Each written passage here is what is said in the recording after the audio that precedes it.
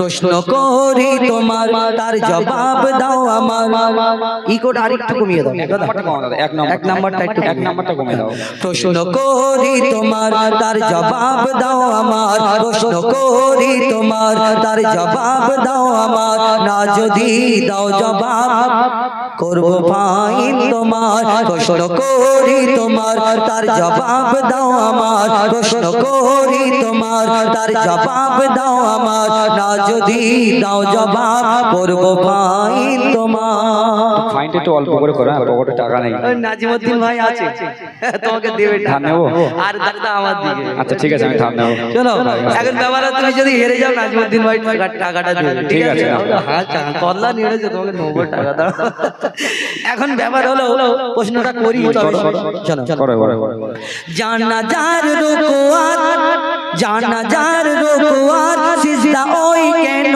নাই নামাজ পড়ো ইমাম সাহেব নামাজ পড়ায় রুকু করে সিজদা করে কিন্তু জানাজার নামাজ যখন পড়ানো হয় ইমাম সাহেব আল্লাহু আকবার বলে নিয়ত করে তারপরে ওই দোয়া দরুদ যা পড়ার পরে সালাম ফিরে নেয় রুকু সিজদা করে না তাহলে কেন করে না শোনো জানাজার রুকুয়াত সিজদা ওই কেন নাই জানাজার রুকুয়াত সিজদা ওই কেন নাই উত্তর কেমন দাও তুমি দেখতে আজ আমি চাই জানাজার রুকুয়াত সিজদা ওই কেন নাই উত্তর কেমন দাও তুমি দেখতে আজ আমি চাই উত্তর যদি না পারো বুঝবো তুমি বেকার উত্তর যদি না পারো বুঝবো তুমি বেকার না যদি দাও জবাব করব ফাইন তোমার আচ্ছা তুমি প্রশ্ন করলে যে নারে তাকবীর আচ্ছা দেখা যাবে তোমার প্রশ্ন উত্তর দেই তুমি প্রশ্ন করলে যে পাঁচ ওয়াক্ত নামাজে রুকু সিজদা আছে কিন্তু জানাজার নামাজে রুকু সিজদা নেই কেন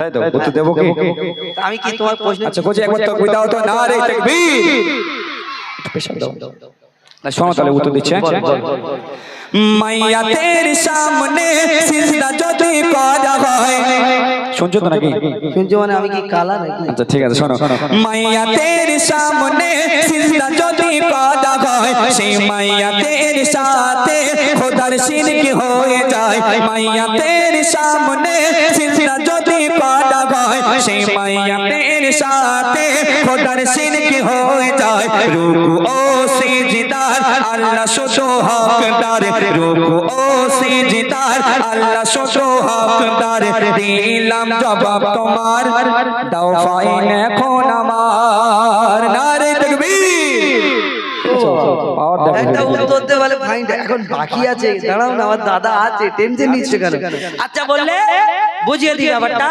আমরা যখন ইমাম সাহেব যখন নামাজেতে সিজদা করে রুকু করে তখন সামনে কিন্তু কেউ থাকে না আর জানাজাটা হলো মাইয়াদের মাগফিরাতের জন্য দোয়া আর ইমাম সাহেব ঠিক ওইভাবে সামনে দাঁড়ায় আমরা যেমন নামাজের মতো দাঁড়াই কিন্তু আমরা দোয়া দরুদ পড়ে আমরা সালাম ফিরি মাইয়াতের জন্য দোয়া করে সালাম ফিরি কিন্তু জানাজার নামাজটা কি ওই মাইয়াতকে উদ্দেশ্য করে ওই ইমাম সাহেবের সামনে একটা খাটিয়া থাকে তার উপরে একটা মাইয়াতকে রাখা থাকে তাহলে তাকে উদ্দেশ্য করে আমরা দাঁড়াই যদি ওইখানে রুকু সিজদা করা হতো ওই মাইয়াতকে রুকু সিজদা করা হতো আর আল্লাহ ছাড়া কাউকে সিজদা করা চলবে না শিরক আর শিরকের গুনাহ মাফ নেই ভালো উত্তর দিয়েছি আরেকটা প্রশ্ন করব একটা কেন তুমি 10টা করো না তোমরা ছাগল উট গরু ভেড়া এগুলো খাও হ্যাঁ খাই এই সময় খুব খেয়েছে এই যে হ্যাঁ আর শুয়োর ওর মানে হারাম খায় আচ্ছা বলো দাদা যদি তুমি একটা কথা বলো দুম্বা ছাগল উট গরু ভেড়া চারটে পা দুটো কান দুটো চোখ মুখ আর শুয়োরও চারটে পা দুটো চোখ দুটো মুখ সব দুটো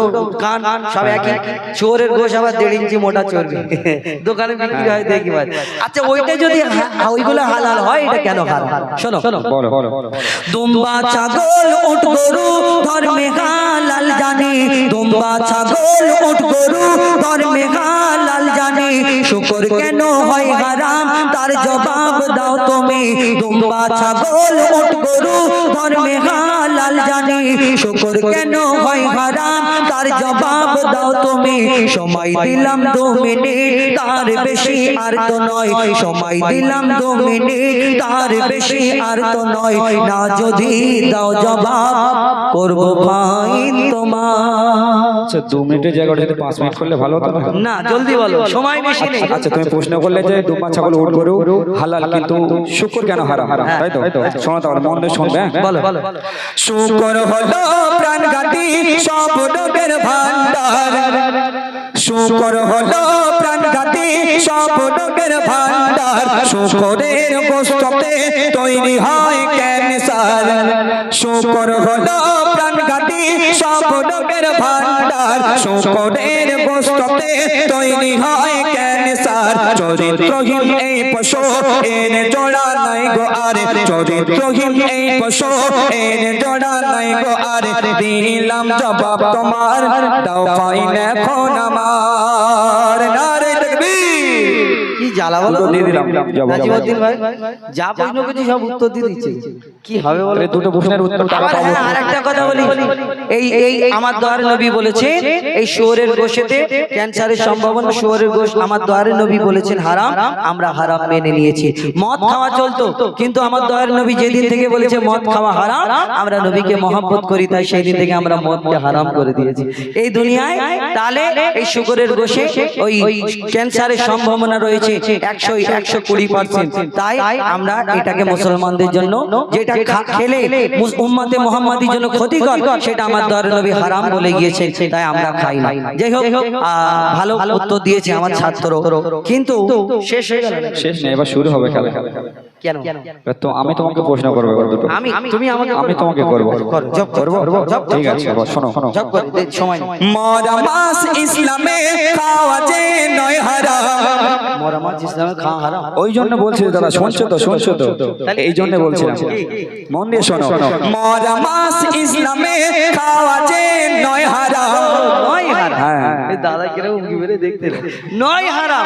আমি তাই ভাবছি মাছ মরে পচে শুকিয়ে শুকো মাছ দিয়ে বেগুন দিয়ে রান্না করে খেয়ে নিচ্ছে, হারাম কি করে হবে? বলো। মরা মাস ইসলামে খাওয়া যে নয় হারাম, কিন্তু মরা মুরগি ওই খাওয়া কেন হারাম?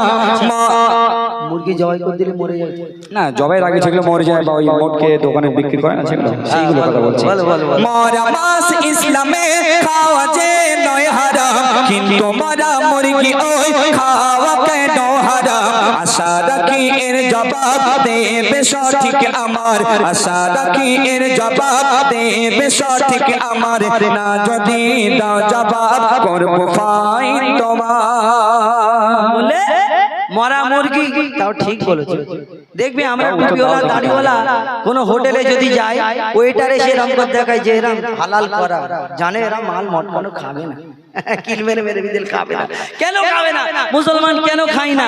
শুনে রাখো, এই যে জবাই করা হয় ইসলামিক পদ্ধতিতে আমরা জবাই করি, আমার দয়ার নবী যা বলে গেছে এখন 1400 বছর আগে, এখন বিজ্ঞান সেইগুলো বলছে এটাই সঠিক। এই মুরগি জবাই করার আগের ভিতরে যে রক্তটা চলাচল করে, জবাই করার আগে মরে গেলে সঙ্গে সঙ্গে ওই মুরগি যে মাংসটা শুকনো মাংস থাকে। তো আমি উত্তরটা দিই, শোনো ভালো করে। শোনো ভাই, মুরগি ওই যখনই মারা যায়, ওর যত রক্ত সব গোশত ওই শুষে নেয়। ভালো করে উত্তর শুনবে, বলবে না যে আমি বুঝতে পারি। ঠিক আছে। শোনো ভাই, মুরগি ওই যখনই মারা যায়, ওর যত রক্ত সব গোশত ওই শুষে নেয়। রক্তে থাকে জীবাণু, গোশত দূষিত হয়, যদি জবাই করা হয় রক্ত সব বেরিয়ে যায়। রক্ত পান হয় হারাম, এই যে হুকুম খোদার, রক্ত পান হয় হারাম, এই যে হুকুম খোদার। দিলাম জবাব তোমায়, কি করবে বলো এখন আমায়? নারে তাকবীর। আচ্ছা দিয়েছো তোর, পুরোপুরি বুঝতে পারলাম না ব্যাপারটা, খুলে বললে তো ভালো। আমি জানি তুমি মাথা মোটা, হেড়ে মাথা, এক কাছে 3 বার ছিলাম না, সেই কারণে এত বড় মাথা তোমার। এখন ব্যাপার হলো, মুরগি জবাই করে কেন আমরা খাই? ওর ভিতরে যে রক্তটা চলাচল করে জিন্দা থাকলে, ওই মুরগিটা যখন সঙ্গে সঙ্গে মেরে দেওয়া হয়, কেউ দেখবে মোটকে মেরে ফেলে দেয়, কেউ কিল মেরে ফেলে দেয়, তারপর খালফাস করে। তো ওই মেরে দেওয়ার সঙ্গে সঙ্গে ওর ভিতরে যে রক্তটা চলাচল করে, ওই রক্তটা হয় যে মুরগির মাংসটা সাদা মাংস আস্তে আস্তে শুষে নেয়, আর ওই মাংসের ভিতরে যদি রক্ত, আল্লাহ বলে যে রক্ত পান করা হারাম, আর রক্তটা যদি মাংসে ঢুকে যায় সেই মাংসটা সঙ্গে আমাদের রক্তটাও খাওয়া হয়ে যাবে, তাহলে মাংসটা আর রক্তটা খেলে আমাদের মাংসটা হারাম হয়ে যাবে। যাক, মাশাআল্লাহ, উত্তর দিতে পারলাম? উত্তর দিয়েছো। ঠিক আছে, আমি আর একটা প্রশ্ন করবো তোমাকে। জলদি জলদি জলদি। হ্যাঁ হ্যাঁ, কোরআনের কোন সূরায় বলো বিসমিল্লাহ নাই? আরে তাকবীর। বলো, তুমি হেরে গেলে কান ধরে মাপ চাই। আচ্ছা, প্রথম উত্তরটা দাও, তারপর তো। আমি হারলে কান ধরবো। আচ্ছা ঠিক আছে, দেখা যাবে। নাও নাও। কোরআনের কোন সূরায় বলো বিসমিল্লাহ নাই?